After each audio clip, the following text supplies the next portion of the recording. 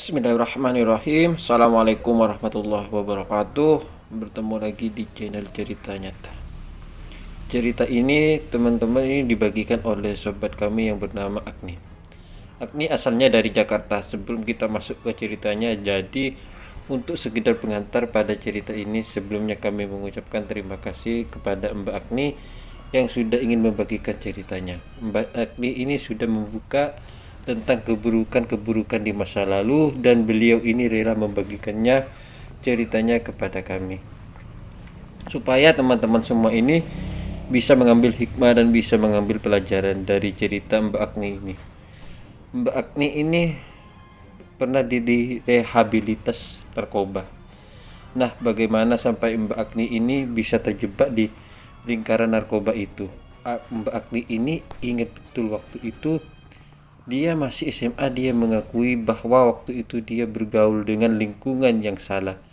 Jadi teman-teman, rata-rata itu semua mabuk-mabukan. Dan pada saat dia sudah kenal yang namanya narkoba, sementara di rumah hidupnya berkecukupan, bahkan bisa dikatakan berlebihan. Jadi yang dilakukan orang tua Agni, mereka selalu ngasih uang, uang, dan uang. Sementara bapak sendiri itu jarang punya waktu bersama. Bahkan menurut Agni sendiri, dia itu bahkan jarang sekali ngobrol dengan bapaknya. Sampai-sampai ketika bapaknya ini pulang, dia ngobrol itu segan, kayak dia bertemu dengan orang lain. Nah, mungkin inilah yang menurut Agni akhirnya mencari hiburan di luar, karena dia di rumah tidak merasa nyaman. Dan akhirnya ketika dia di luar, dia bertemu dengan lingkungan yang salah, dan dia pun terjebak di lingkaran narkoba.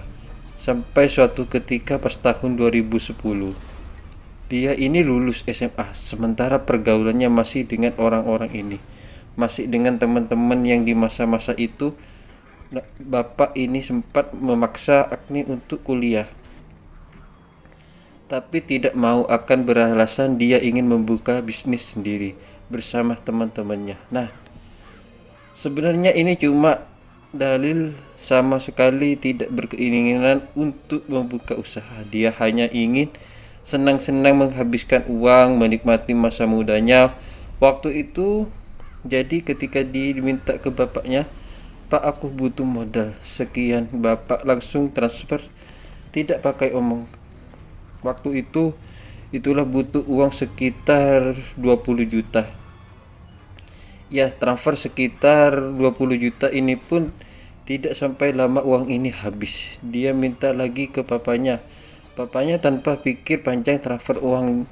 Jadi uang yang begitu banyak yang dimiliki Agni di masa-masa muda itu, yang membuat dia ini sering pesta setiap malam. Dia habiskan sekitar 2 juta sampai 3 juta hanya untuk sekedar pesta. Puncak-puncaknya di sekitar tahun 2011 awal, sekitaran bulan Februari.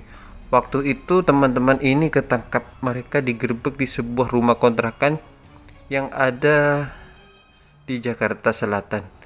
Dan pada saat itu mereka semua digiring ke kantor polisi. Nah, singkatnya, Agni ini dan teman-temannya ini kemudian dikembalikan ke orang tua, dan mereka dipaksa harus masuk rehabilitas narkoba.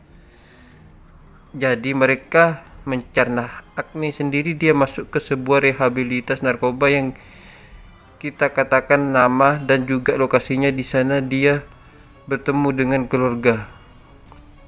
Barulah istilahnya di sini kemudian titik balik kehidupan Agni. Dia menyadari bahwa selama ini yang dilakukan itu salah. Selain itu juga Agni ini berusaha terus minta maaf ke papanya.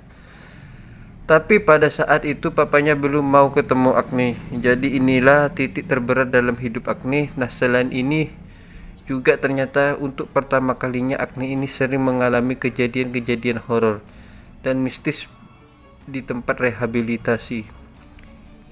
Jadi lingkungan itu ada di sebuah rumah besar. Di depan itu ada sebuah taman, dan ada kolam masuk, ada sebuah ruang tamu yang cukup besar. Terus kemudian ada beberapa kamar, jadi seperti rumah besar. Nah, ini kamarnya itu berkebetulan dekat sekali dengan dapur, dan di sanalah dia tinggal seseorang diri. Dan di kamar itu ada jendela kaca ukurannya cukup besar yang langsung menghadap ke taman. Nah, daerah yang ditinggal Agni ini, tempat rehabilitasi narkoba ini, adalah lingkungan yang sepi. Jadi perumahan ini sepi sekali, terutama di malam hari. Nah, malam itu kira-kira Agni ini sudah di sana sekitar hampir 6 harian.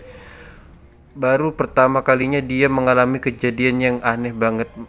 Malam itu Agni sudah tidur, dia tidur pules nyaman banget, suasananya sejuk. Tiba-tiba dia dibangunkan ibu-ibu usia sudah tua sekitar 60 tahun. "Neng, mau beli jamu, Neng?" Agni bangun. Awalnya dia heran lah, kok ada ibu-ibu penjual jamu masuk ke sini. Padahal masuk di rumah itu aja tidak boleh, kok sampai dia masuk ke kamar ini. Yang bukain pintu kamar siapa? Dia sempat berpikir seperti itu. Tapi karena kondisi dia baru bangun tidur, jadi si Agni ini cuma melihat ibu-ibu. Beliau pakai busana Jawa, jadi pakai kebaya Jawa, rambutnya itu disanggul ke belakang. Terus beliau pakai semacam kayak sewek batik lah. Beliau gendok jamu sambil menawarkan jamunya. "Neng, beli jamu, Neng." Terus Agni ini bingung. "Enggak Bu, saya enggak minum jamu. Saya enggak pernah minum jamu, sudah diminumin dulu, yang mana pilih." Tapi sekali lagi Agni bilang, "Enggak Bu, saya enggak minum jamu, saya enggak pernah minum jamu. Enggak suka diminum dulu nih." Si nenek-nenek ini semakin keras menawarkan ke Agni, kayak maksa banget. Agni sekali lagi bilang, "Enggak Bu, saya enggak minum jamu." Si nenek-nenek ini, nenek langsung mengambil gelas ditawarkan, "Ayo minum jamu dulu."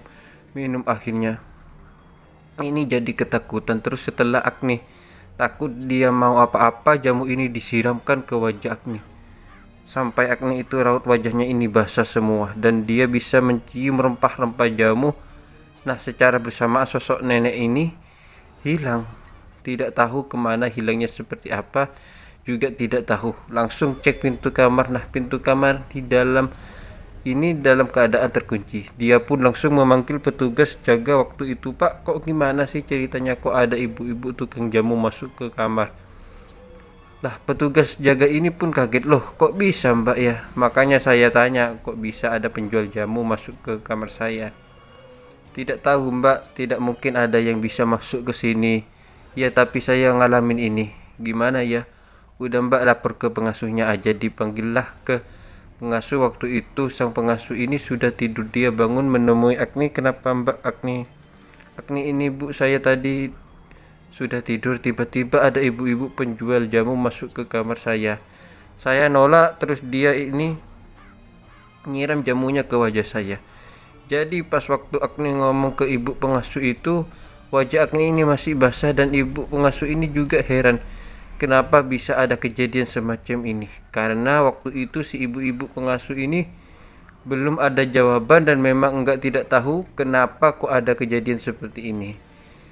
Dia pun akhirnya menyuruh Agni malam itu tidur bersama temannya. Akhirnya singkat cerita, pagi itu dia bangun beraktivitas lagi. Nah, kira-kira 2 minggu setelah itu, Agni ini dipanggil sama ibu pengasuhnya. "Mbak Agni, setelah Mbak Agni ngalamin kejadian itu, didatengin ibu-ibu penjual jamu. Saya cari informasi. Jujur saya baru jaga di sini mulai tahun 2007. Saya sendiri tidak tahu ini rumah ini sudah dulu seperti apa, yang saya tidak tahu. Tapi menurut informasi orang-orang terakhir yang tinggal di sini itu memang orang Jawa, ya bisa dikatakan nenek-nenek. Nah, kalau untuk penjual jamunya saya sendiri belum dapat informasi. Tapi kalau tinggal di rumah ini dulu orang Jawa memang benar dan ada memang nenek-nenek di sini. Bu, kalau seperti itu saya sendiri juga gak pernah ngalamin kejadian yang semacam ini, kejadian horor. Mesti saya tidak pernah, baru kali ini di sini." Nah, awalnya Agni ini berpikir apa mungkin ini pengaruh obat, jadi kondisi di dalam dirinya dari narkoba terus dicekcoki obat-obatan untuk menyembuhkan. Apakah mungkin ada pengaruh seperti itu? Agni sempat berpikir seperti itu, tapi ternyata menurut teman-teman asramanya yang lain, ada beberapa teman ini yang juga pernah didatengin sosok-sosok ibu-ibu. Sama ceritanya, hampir sama seperti yang dialami Agni. Ada sosok ibu-ibu tua, dia tiba-tiba datang nyuruh si anak ini pindah gue lapo turun kene yang ngale. Nah, sedangkan si anak yang disuruh pindah ini sama sekali tidak bisa bahasa Jawa. Akhirnya dia di situ dia cuma terbengong ngelihat si ibu-ibu ini. Ibu-ibu ini siapa? Terus dia ngomong, apa dia tahu kalau ibu-ibu ini ngomong bahasa Jawa? Tapi dia sendiri tidak tahu artinya apa. Barulah keesokan harinya dia mau cerita ke temannya. Dia takut. Nah, untuk pertama kalinya dia cerita ke Agni. Karena si anak ini merasa Agni juga mengalami kejadian horor yang sama. Nah, ternyata sementara itu hampir mengalami kejadian yang sama. Tapi mereka pernah mereka tidak mau berpenghuni di asrama yang lain. Ini juga takut. Akhirnya setelah Agni ini ngomong di sebuah pertemuan, satu persatu dari mereka mulai ngomong, saya juga sama kok mbak, aku juga pernah ngalamin itu juga kejadian yang beberapa. Nah, kira-kira 2 bulan pada saat ini tinggal di asrama itu, kejadian aneh lagi malam itu. Sepertinya mereka ini habis kumpul-kumpul di sebuah ruangan aula.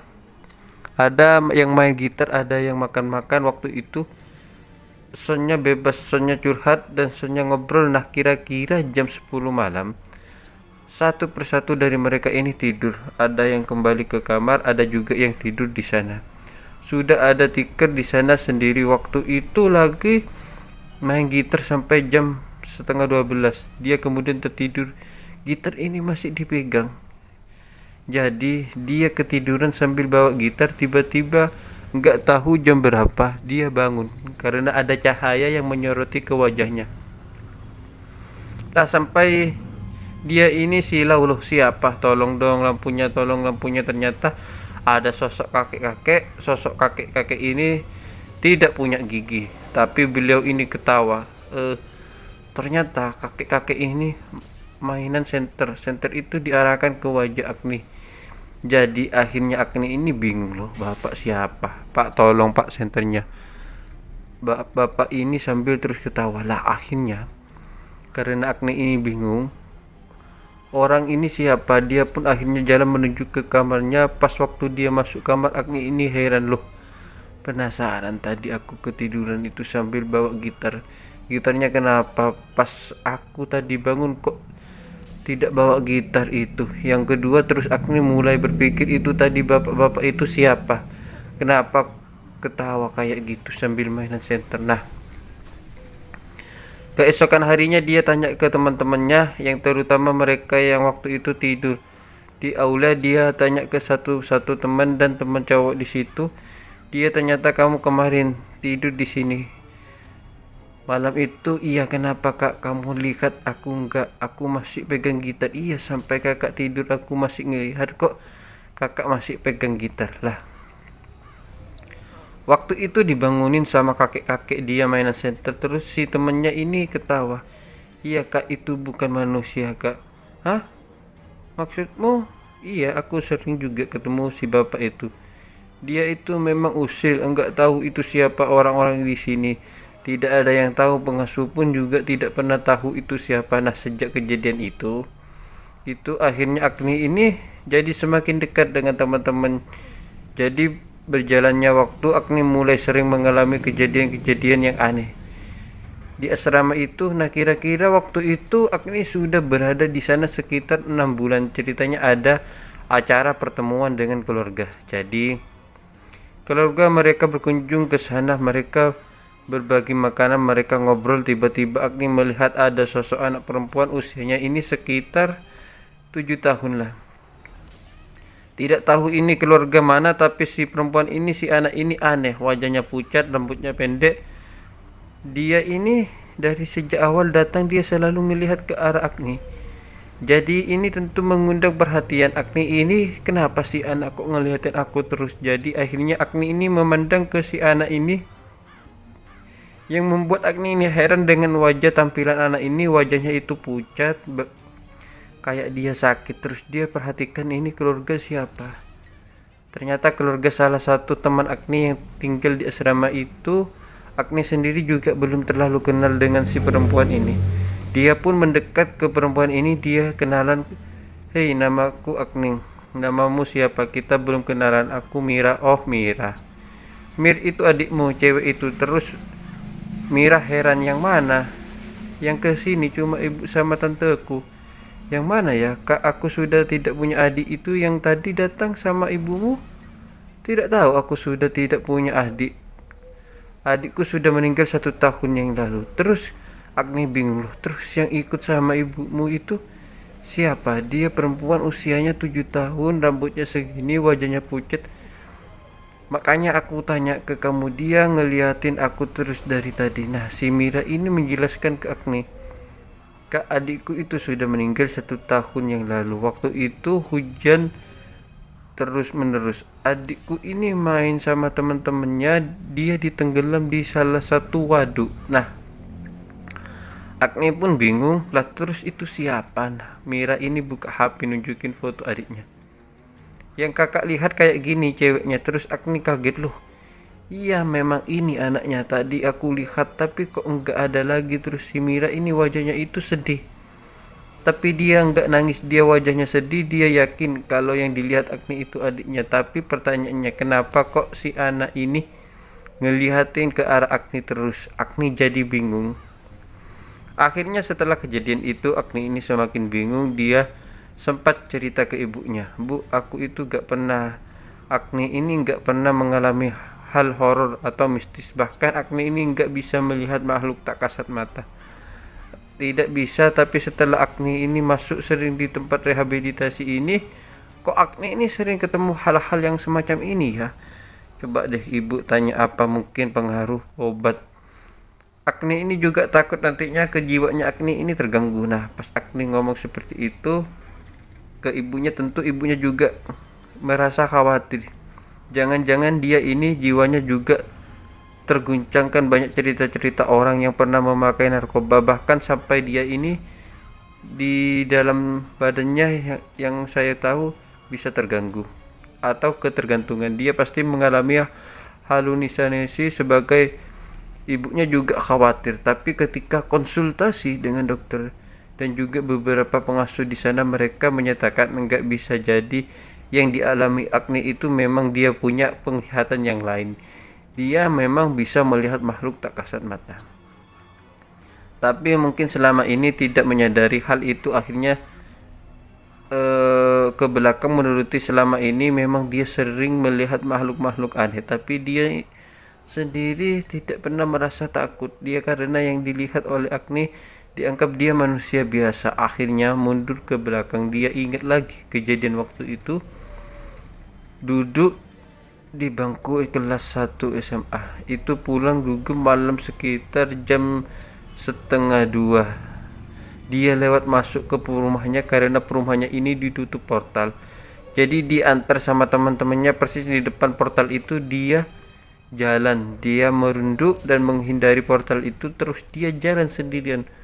Rumah Agni ini masih 2 blok lagi dari portal itu. Pas waktu jalan Agni tahu dia melewati beberapa rumah-rumah kosong di sana. Nah, dia ini melihat ada seorang perempuan nyapu halaman di jam seperti itu. Tentu Agni ini awalnya merasa aneh, tapi lagi-lagi karena dia berpikir positif, dia menganggap ini memang orang. Mungkin dia nyapu halaman, mungkin karena pagi harinya ada acara yang sangat pagi sekali sehingga dia harus membersihkan dari jam seperti itu. Jadi Agni ini menyapa si perempuan ini, "Bu, kok pagi amat?" Nah, si perempuan ini jawabnya, "Iya Neng, baru pulang." "Iya Bu." Agni ini ingat perempuan ini rambutnya panjang dan pakai dress putih panjang sampai ke bawah. Nah, tapi waktu itu Agni sama sekali tidak berpikir bahwa dia ini bukan manusia. Jadi dia sempat ngobrol dan sempat menyapa. Nah, beberapa waktu kemudian Agni juga ingat waktu itu dia masih duduk di kelas 1 SMA.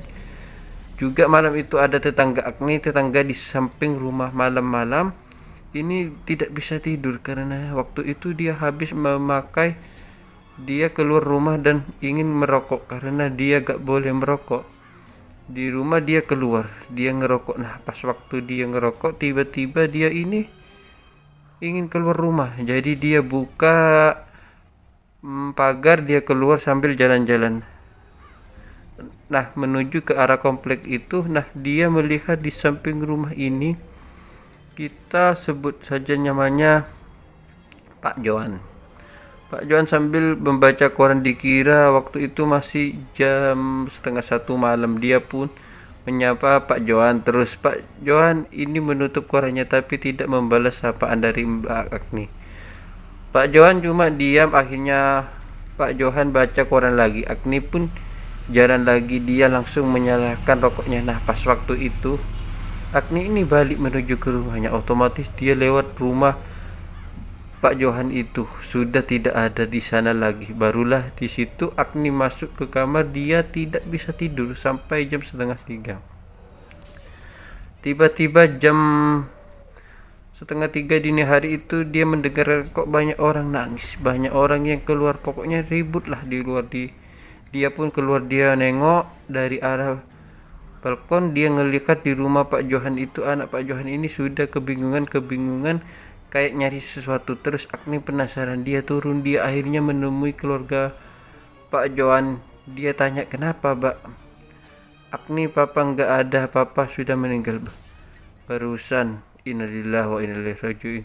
Singkatnya, pagi itu Pak Johan ini dimakamkan. Nah, menurut keterangan anak Pak Johan, pas Agni ngomong seperti malam itu di sini ya, sempat bertemu dengan Pak Johan baca koran. Di luar anaknya tidak percaya. Tidak Mbak Agni, nggak mungkin, karena papa itu sudah hampir 1 mingguan tidak pernah keluar. Beliau ini tidak bisa jalan Mbak, mau ke toilet aja pun diantar. Itulah kenapa semalam sebelum papa ini meninggal, biasanya papa ini minta diantar ke toilet sekitar jam setengah 2 beliau mesti kencing. Tapi malam itu pas mau dibangunkan sama mama papa ini tidak bangun. Jadi kalau Mbak Agni lihat papa baca koran itu tidak mungkin lah.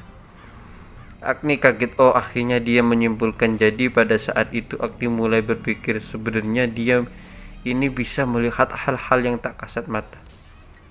Lama lah setelah dia menyadari bahwa Agni ini bisa melihat makhluk yang tak kasat mata, dia mulai mempersiapkan dirinya. Seandainya nanti di depan saya melihat hal-hal semacam itu, dia harus lebih siap. Dan dia mulai berpikir kira-kira apa yang harus dilakukan kalau ketemu sosok makhluk halus semacam ini lagi. Ternyata pada saat itu Agni sudah siap, malah dia tidak pernah ketemu. Jadi dia masih ada di asrama itu. Dia sambil nunggu kira-kira ibu-ibu penjual jamu itu datang lagi. Tidak, kalau datang aku bakal nanya maksudnya apa dia. Ternyata tidak datang juga. Dia menunggu bapak-bapak yang enggak punya gigi yang sempat mengarahkan senter ke wajah Agni. Ditunggu juga, ternyata beliau juga tidak pernah datang. Nah, pada saat ini sosok-sosok ini malah tidak pernah datang. Nah, tiba-tiba suatu malam ini gak bisa tidur. Menurut Agni waktu itu mungkin ini adalah pengaruh obat.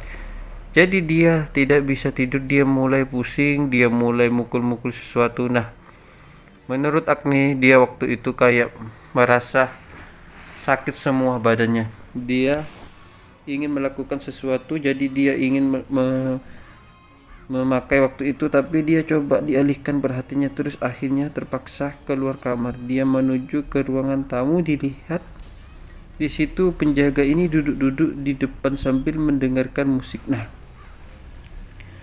si Agni ini melihat si penjaga ini dia ada di sana. Dia kemudian menuju ke belakang, ke taman belakang. Di taman belakang itu aku nih melihat ada sosok perempuan. Dia ini duduk sendirian di sana. Awalnya berpikir mungkin ini salah satu teman asrama, didekatin lah. Waktu itu bilang lu punya rokok? Ndak. Tapi si cewek ini diam, nunduk. Jadi posisinya itu duel belakang. Agni, lu punya rokok enggak lu? Enggak, aku enggak ngerokok. Agni tetap tanya seperti itu, tapi si cewek ini diam. Nah, mohon maaf waktu itu Agni sempat ngumpat, anjing lu. Dia terus balik, si Agni balik. Pas waktu Agni ini balik, dia otomatis membelakangi perempuan ini. Nah, belum masuk ke rumah, si cewek ini ngomong, lo yang anjing. Anjing, melihat-lihat seperti itu. Akhirnya Agni noleh, takut. Pas waktu Agni ini noleh, si cewek ini dilihat betul oleh Agni. Sosok itu rambutnya acak-acakan, matanya itu benar-benar menunjukkan kemerahan. Dia itu sambil agak jongkok, seperti dia itu sambil marah. Agni sambil ngumpat, lo yang anjing, lo yang anjing. Lah, Agni ini melakukan ketakutan. Dia masuk, begitu dia masuk ke kamar, dia ingat-ingat lagi, itu anak kamar nomor berapa ya, kok nggak pernah lihat. Itu siapa? Dia kemudian berpikir, ini siapa tadi cewek itu. Terus karena Agni ini sudah siap sebelumnya, dia sudah berpikir kalau sampai ketemu sosok-sosok seperti ini, dia akan tanya, dia akan coba melawan. Akhirnya dia memberanikan diri, dia keluar kamar lagi, dia menuju ke taman belakang. Ternyata sosok perempuan ini tidak ada lagi. Akhirnya Agni pun jalan pelan, dia menuju ke kamarnya. Nah, tiba-tiba pas waktu Agni ini masuk kamar, dia melihat mas-mas juga di depan rumah itu yang tadinya duduk-duduk. Tiba-tiba di atas mejanya itu ada cewek yang duduk, dan si mas penjaga ini tidak tahu bahwa ada sosok cewek yang duduk di meja itu. Terus Agni ini diam. Nah, anehnya sosok cewek ini dia itu kepalanya mengarah ke Agni sambil dia itu tersenyum, kayak dia ngece, kayak dia nunjukin, kamu nggak bisa ngapa-ngapain kan aku. Nah, dari situ Agni ini maju mundur, dia mau maju ke sana atau dia masuk ke dalam kamarnya. Jadi dia ragu-ragu. Akhirnya setelah beberapa detik dia berpikir, dia memutuskan untuk mendekat ke arah sosok perempuan ini. Begitu dia mendekat, jadi yang ada dalam pandangan mata Agni ini, si cewek ini tiba-tiba kabur terus menghilang. Jadi pandangannya itu kabur kayak ngeblur. Cewek yang tadinya jelas dilihat oleh Agni ini ngeblur terus kemudian hilang. Nah, si Agni ini ngomong ke mas penjaga ini, mas, kamu tadi merasa apa di depanmu itu ada sosok cewek? Terus si mas ini kaget, yang benar mbak, jangan nakut-nakutin mbak. Iya, tadi di depanmu persis aku lihat. Lah, si mas ini sama sekali tidak melihat. Kemudian sosok perempuan ini akhirnya di situ mas ini cuma cerita, mbak, kalau saya sering ngelihat kelebatan, tapi kalau ngelihat wujudnya asli tidak pernah. Dia itu sering nongkrong di taman belakang itu mbak. Nah, si mas ini ngomong seperti itu. Oh iya, sudahlah, aku cuma mau ngomong itu aja. Agni pun balik ke kamar. Pas waktu Agni balik ke kamar, dia memutuskan untuk tidur. Tapi dia susah tidur, dilihat waktu itu sudah sekitar 3:30 dini hari. Akhirnya membalikkan badannya menuju ke arah tembok. Nah, pas Agni ini coba untuk tidur, tiba-tiba kasurnya ini terasa kalau ada yang didudukin. Jadi ada yang goyang. Terus Agni ini buka mata. Dia melihat ternyata ada sosok ibu-ibu penjual jamu yang kapan lalu dia ditemui oleh Agni. Si ibu-ibu penjual jamu ini duduk persis di ujung kakinya Agni, duduk di kasur itu. Nah, Agni ini dia gak bisa ngapa-ngapain, tapi dia ingat dia harus melawan ini. Terus tanya, nah, bu, ngapain kamu di sini? Jangan ganggu aku. Anehnya waktu itu seperti ini, badannya bisa digerakkan sama sekali. Jadi bener-bener kaku. Dia coba melawan itu, gak bisa noleh sedikit pun gak bisa. Sementara si ibu-ibu ini dia masih duduk di sana sambil si ibu ini noleh ke arah Agni. Cuma ngomong seperti itu, bu, kenapa di sini? Jangan ganggu saya. Si ibu-ibu ini pun mendekat, terus dia membisikkan sesuatu di telinga Agni. Dia ngomong seperti itu. Akhirnya ini rasa berisik, tapi dia nggak bisa gerak. Nah, puncak-puncaknya Agni ini nangis. Dia nggak kuat mendengar suara teriakan dari si ibu-ibu ini. Sampai kemudian sosok ibu-ibu ini pun menghilang. Nah, beberapa hari kemudian baru Agni ini berani cerita ke ibu-ibu pengasuh. Dia bilang kata-kata si ibu ini bilang nyingkir. Itu artinya apa ya, bu? Si ibu pengasuh itu menjelaskan itu disuruh pergi. Mbak, nah, emangnya kenapa kok saya disuruh pergi? Kenapa enggak dari kemarin-kemarinnya saya sendiri enggak tahu atau gini aja. Kalau Mbak Agni enggak nyaman, Mbak Agni pindah kamar aja. Jangan di situ lagi ya deh. Aku pindah ke kamar deh pun akhirnya pindah ke kamar atas. Kamar atas itu sempat ditempati oleh seseorang laki-laki namanya Roni. Akhirnya si Roni ini pindah ke kamarnya. Aku jadi itu pas waktu pindah ke kamar atas tentu lebih bagus, di situ ada balkonnya, tapi Agni sendiri enggak menyangka ternyata gangguannya itu lebih ekstrim di lantai atas. Malam pertama Agni ini sudah diganggu, jadi di lantai atas itu keluar kamar. Nah, ada semacam ruang tamu kecil, ada ruang TV di sana bisa untuk kumpul sekitar 10 orang. Nah, malam itu Agni tidurnya itu lebih sore gak seperti biasanya. Terus dia kebangun, dia melihat jam sekitar setengah 12 siang. Dia buka pintu kamar, dia itu ingin merokok, cari tempat merokok. Ternyata pas dia buka pintu kamar itu ada sosok perempuan yang pernah dilihat oleh Agni. Sosok perempuan ini pakai baju putih, dia ini duduk di depan TV. Jadi TV ini dilihat di depan persis kayak bener-bener bukan orang lihat TV, karena TV ini ada di depan wajahnya persis. Nah, Agni ini langsung kaget melihat pemandangan yang seperti ini. Langsung otomatis Agni ini setelah kaget dia tanya, lu ngapain? Perempuan tetap diam. Jadi kita bisa bayangkan ini TV, layar TV, sedang cewek ini wajahnya itu didekatkan di arah TV ini. Nah, Agni ini tanya seperti itu, hei lu ngapain di situ? Tapi si cewek ini tetap diam. Akhirnya ini pun mendekat. Sebelum Agni mendekat, dia ini ambil bantal. Ada bantal-bantal kecil untuk duduk anak-anak. Di sana diambil satu, dilemparlah ke arah cewek ini.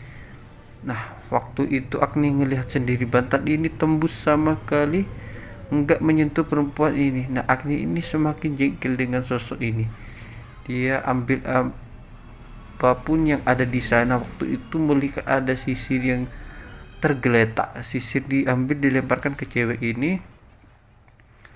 Tapi lagi-lagi tembus sampai waktu itu Agni ini melihat ada keranjang, baju kotor di keranjang ini cukup besar, terbuat dari rotan. Diambil sama si Agni, dilemparkan ke arah si cewek ini. Barulah cewek ini hilang. Nah, setelah kejadian itu Agni jadi semakin berani menghadapi sosok-sosok semacam ini. Jadi di atas itu ternyata gangguan lebih ekstrim. Hampir setiap malam Agni ini selalu diganggu. Di malam kedua dia mendengar di atap itu ada yang jalan bener-bener jalan dag-dig-dug. Sempat keluar, dia ngelihat dari balkon tidak ada siapa-siapa. Terus dia coba tidur lagi, ada suara lagi, duk, kayak bener-bener orang jalan terus lagi seperti itu terus. Nah, saking jengkelnya si Agni ini keluar sambil asbak itu dilempar ke atas. Terus dia sambil ngumpat, anjing. Setelah itu suara ini pun berhenti. Agni masuk kamar lagi. Sebelum sempat dia tidur, dia dengar lagi ada suara yang jalan deg. Saking jengkelnya si Agni, dia coba naik ke atas lewat jemuran. Dia coba memastikan siapa yang berlari-lari di atas itu. Ternyata ini sekelabatan ngelihat dia, nggak lihat secara wujud.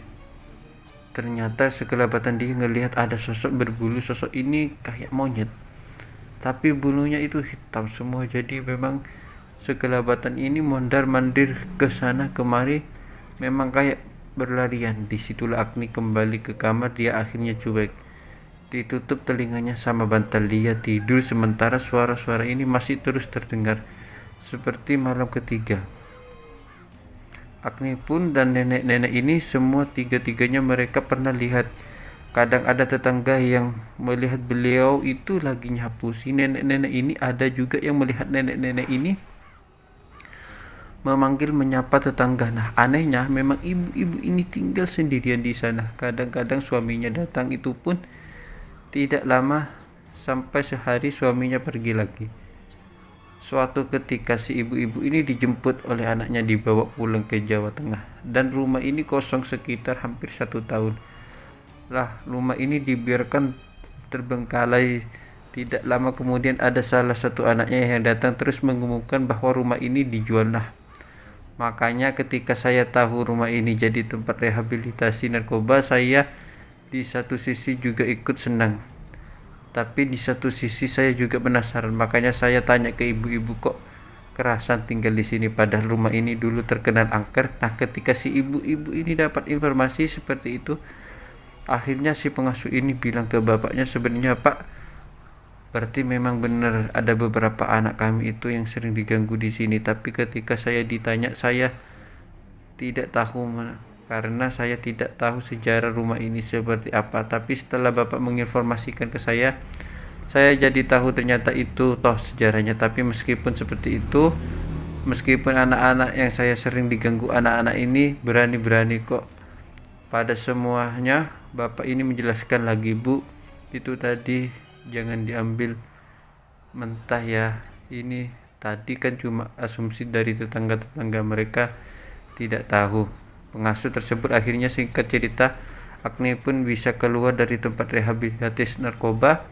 Pada saat Agni ini keluar, dia seperti meninggalkan saudara-saudaranya, dan sampai cerita ini diturunkan ke teman-teman Agni itu masih menjalani komunikasi dengan teman-teman yang waktu itu ada di asrama, dan bisa dijadikan pelajaran untuk kita semua bahwa pertemanan itu adalah pintu masuk untuk menuju ke segala pintu. Mau kita memilih pintu yang mana, pintu kebaikan atau pintu keburukan. Jadi memilih teman itu juga perlu supaya kita tidak sampai terjebak di lingkaran yang salah. Nah, semoga kisah dari Agni ini bisa kita ambil hikmah dan bisa kita ambil pelajaran di dalamnya. Teman-teman sekalian, mohon maaf kalau ada salah kata. Assalamualaikum warahmatullahi wabarakatuh.